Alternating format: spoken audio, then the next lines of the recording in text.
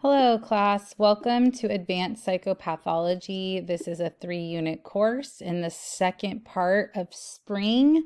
My name is Tony Howrigi. I'm a licensed marriage and family therapist, and I have been teaching with CBU since 2013. So that's, 12 years now?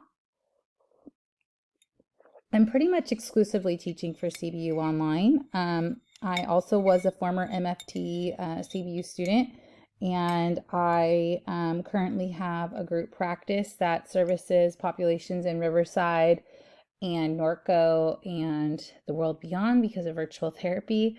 And I have 5 children.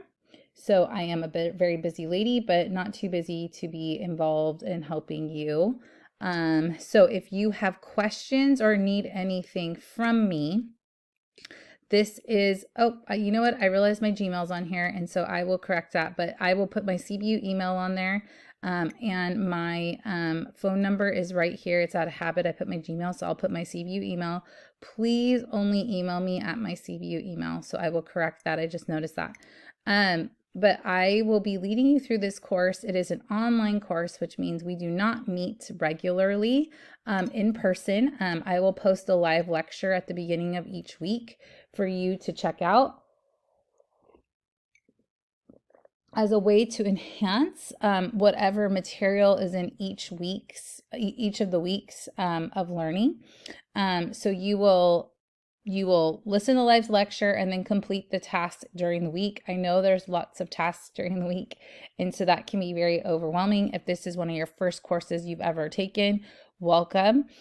Day 1 is on a Monday, day 7 is Sunday. And so assignments usually are due on day 7, except probably for the capstone that will be due on a different day. So just some little things right there. You don't have to worry about meeting at a specific class time. Everything is kind of at your own pace. The main thing is you want to make sure you turn things in when they are due. Advanced Psychopathology is a great class as it is a building block of what you're going to be doing in the future as a therapist. So hopefully you'll find this class very exciting. There's going to be a few books we're going to need: Deadly Sins and Saving Virtues, Psychopathology and Life, A Dimensional Approach, Diagnosis Made Easier, Principles and Techniques for Mental Health Clinicians. And then there'll be various journal articles to enhance like what you're learning. We will have weekly discussion boards. Now, the thing with the discussion boards, I need you to make sure you turn them in on time. I do not accept late work, and this isn't because I'm a jerk. It's more or less, I don't want to have you guys calculating how late you can turn something in, and to like kind of make that work for you. I'd rather you just get it done. If a life emergency or situations arise, please just contact me. I'll put my correct email up there. I'll also put that in announcements.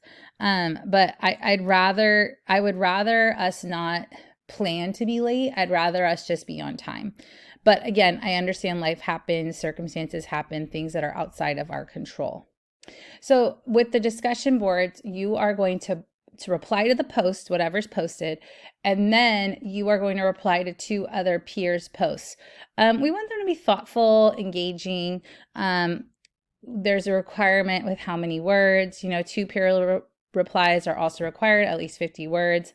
The goal is for it to not be super generic. So just keep that in mind. I know there'll be a lot of discussion boards, and I'm not going to be your only class. And so it can get very overwhelming, but please, I ask you to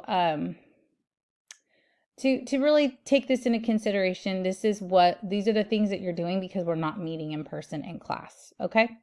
You will also have exams. You'll be able to use the textbook materials.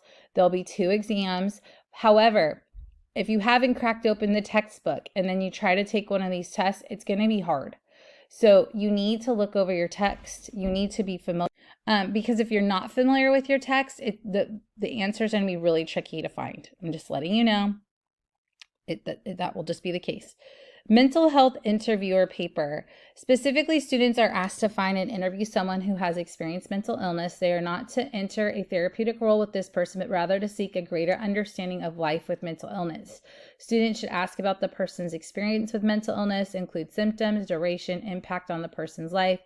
They are also to ask about any wisdom that has been gained from the experience. Students will write up an interview, including quotes from the interviewee in a 3 to 4 page paper. They will also include their own personal reactions and reflections on the role of culture, recovery-oriented principles, and faith in this disorder.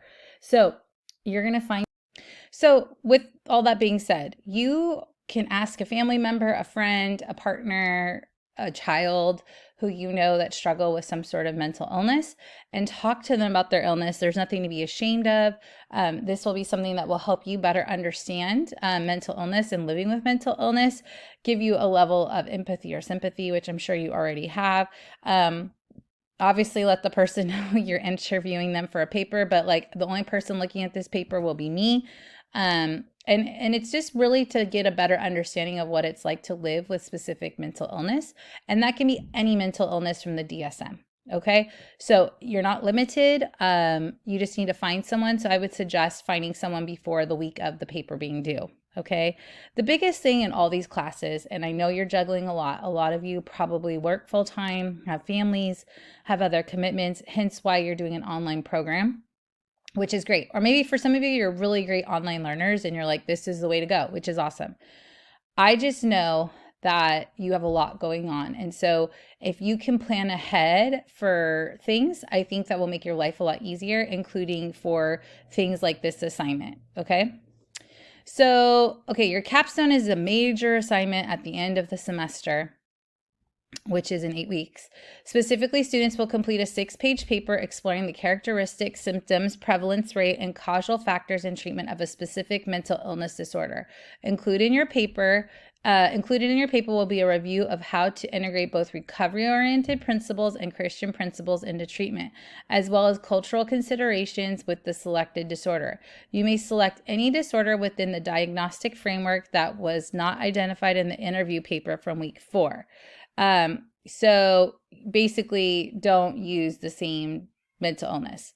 You are advised to pick a disorder that has a solid body of literature so you're able to write a detailed paper. Overall, the paper will consist of the following sections. So when writing your paper, break it up into these sections. Introduction, characteristics, symptoms, prevalence, rate, causal factors, recovery-oriented principles, Christian principles, and make sure it's APA formatted. This will be a huge part of your grade, right? But when they give you these headings, I suggest just make those headings in your paper. Obviously, APA, you don't have to, but that's the format the paper should be in. And you want to make sure you pick something that has enough literature and like peer information, peer-reviewed articles for you to write a solid paper. Okay. So your discussion boards make up a big chunk of your grade. So that's 400 points. You will have 2 exams. You'll have the mental health review paper and the capstone. Okay. So we are week 1 right now. And so when you're looking at this, you see week 1, discussion boards, see how they're due day 7. Okay. Your first exam is due week 3. And then your interview paper is due week 4. Okay. And then our capstone is due day 3 on your discussion board. I might take off that discussion board week 8. I'm going to think about it because honestly, it's a lot that last week with the capstone. And I know you guys are wrapping up a lot of things from all of your other courses. And so I don't know. I'm going to think about that.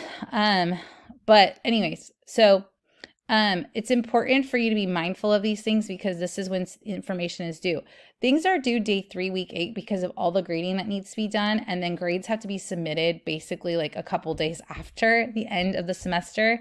And so it doesn't leave a lot of time for us professors. And so that's why we ask for the capstones early so we're able to thoroughly look through them, grade them, and submit our grades to the university. Okay. Lancer Mail is our only form of contact please do not email me through a Gmail. Only email me through Lancer Mail. I will try to always get back to you quickly. You have my cell phone number out there. If you want to even shoot me a text and say, hey, professor, I'm in your psychopathology course and I need some information or help, that is fine. And that will be the way that we can handle things. You can also leave me a call, but please leave a voicemail. I will not know your number. And because of the kind of work I do and the business I have, I don't answer unknown numbers because it could be anybody. And so oftentimes the best way to reach me is to text first, but if not, leave me a voicemail and I will get back to you as soon as I can. I am pretty on top of all my emails, which is required of me. However, sometimes I get so many, you might get lost in the train of emails. Not to fear, I will respond back to you if you haven't heard from me, even if you shoot me an email, hey professor, I don't know if you saw this. And oftentimes it's because I literally didn't, because maybe I got 300 emails that day. So anyways, but I really do try to respond to you. I get the discussion boards on a Sunday night and then I kind of start grading them little by little, depending on how many people are in the course. I will get to you. You will get your work graded. Don't worry. I try to be as communicative as possible. I want to help you. This is why I still teach. I love helping future therapists. There's so much to learn in this course. It's kind of an honor to teach it, as I remember the greats that taught me this course. And this is learning a lot about diagnosing and our different disorders that you are going to diagnose. So this is a really important course. Hopefully you learn a lot and are able to take this information and apply it to what you're going to be learning as you go ahead. Our jobs as therapists, or your future jobs as a therapist, are very important and not anything to be taken lightly. We have a huge honor and get to hold a very special place in many people's lives as we get to journey with them through very difficult things and traumatic events, and maybe even understanding that something may not be right. But that doesn't mean it's over. And it just means maybe life just looks a little different moving forward. And so I'm really honored to walk this path with you. Please be mindful. You never know who you're going to need in your future. And so please be kind to your fellow students who you're responding to. They are people behind a screen. I am a person behind an email. And so just remember tone, how we speak, how we word things. These are people that you could in the future work with. And we just want to make great impressions with others. The world is very large, but sometimes when you get into the therapeutic community, it seems kind of small. And I have relied on former professors and colleagues and peers many different times over the years. And it's great to have my CBU community and the community beyond, just from different interactions through different things I've done. And so please don't burn bridges. Let's build them. I know that sounds very cheesy, but it is true. I am just really looking forward to walking you through this course. This week will be just short little video about the syllabus because I wanted to go over that clearly. Please utilize learning activities. That is this portion right here. So when you go to learning activities, this is learning activities. And this will help you see all the things that is due in the week. So if we go to week 1, this is going to show you everything that you need to do and go on from there. So I utilize learning activities a lot just when I'm looking at assignments. That's where rubrics will be, further detailed information. All that will be in learning activities. So please utilize that. It will help answer a lot of questions. And I think that's it. So I wish you all the best. Week 1, here we go. Hit the ground running and have a great, great day.